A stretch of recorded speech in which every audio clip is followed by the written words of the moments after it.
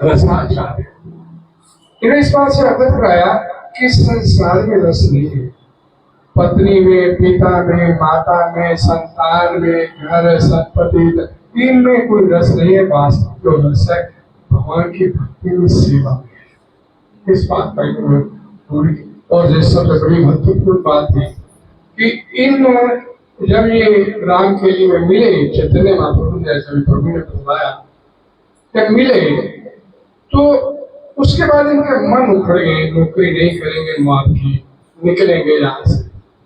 तो इन्होंने क्या किया, बड़ा महत्वपूर्ण श्री चैतन्य चरितामृत में इसका वर्णन आता है।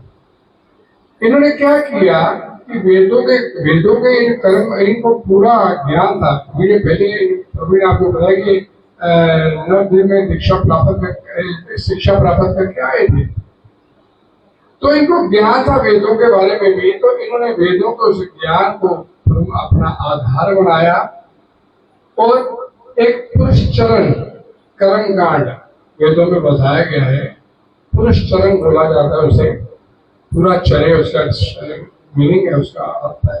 पर उसका तो उसमें उस कर्म कांड के अनुसार कि ये कर्म कांड करने से आपकी मनोकामना पूरी हो जाती है। अब कुछ भी मनोकामना करें, वेदों में इसका उल्लेख आता है, आपकी मनोकामना पूरी हो जाती है। हम नौकरी कैसे छोड़ें वो आपकी।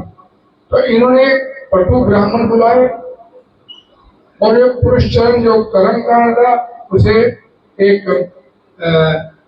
विश्वसनीय किसी कोर्स पर जाके इन्होंने उस पुरुष चरण कर्म कांड को संपन्न कराया। उस कर्म कांड में क्या था कि सुबह ब्रह्म मुहूर्त में उठना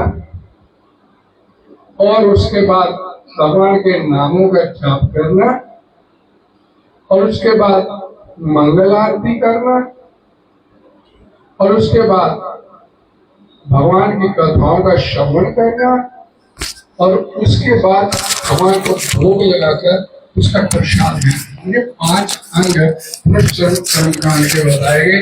उन्होंने पटु ब्राह्मण बुलाए और ब्राह्मणों को बुला के ये पुष्चरण कर्म कांड संपन्न करवाया। और मनोकामना क्या थी कि चैतन्य महाप्रभु भगवान का संगति हमारे ऊपर मिल जाए। भगवान को प्राप्त करने के लिए इन्होंने ये कर्म कांड संपन्न कराया कि किसी तरीके से इस नवाब की नौकरी छूट जाए और भगवान की सेवा में लगे। हरे कृष्णा। पूरा चरण का actually literary meaning Prabhupada ji बताते हैं श्री चैतन्य चरितामृत में। पूरा बोला जाता है पहले और चर्या का मतलब होता है कर्म। इसी के आधार पर इस कोण में ये भक्तिरसामृत सिंधु में भी इसका वर्णन आता है। इस कोण में दीक्षा लेनी होती, जब किसी को गौड़ीय संप्रदाय में दीक्षा लेनी होती किसी को, तो पहले 1 साल उसे बोला जाता है कि भगवान के नाम का जप किसी सीनियर आचार्य के निर्देशन में, अंडर गाइडेंस है, सुपरविजन, वो जप किया जाए, 4 नियमों का पालन किया जाए। हमारे सनातन धर्म में बताए जाते हैं, 4 पाप बताए जाते हैं, उनका पालन विधिवत किया जाए और उसके बाद फिर दीक्षा दी जाती है। ये दीक्षा देना, अगर कोई व्यक्ति पहले योग्य है तो ही उसे दीक्षा दी जाए। अगर योग्य नहीं है, इस तरह से उसका लगाव नहीं है भगवान की तरफ, तो उसे दीक्षा नहीं दी जाती। ये सिर्फ इस कोण में ही है और कहीं नहीं आपको मिलेगा। कहीं भी जाइए, आज ये दीक्षा लेंगे तो तुरंत आपको दे देते हैं। यहाँ पर पहले पुरुष ये कर्म कांड है, उसके अंतर्गत प्रभुपाद जी ने इसको अपने कोण में प्रमुखता दिया और उसके बाद दीक्षा देने का काम किया। हरे कृष्णा। आप सभी का बहुत बहुत धन्यवाद। हरे कृष्णा मंत्र के कीर्तन सभी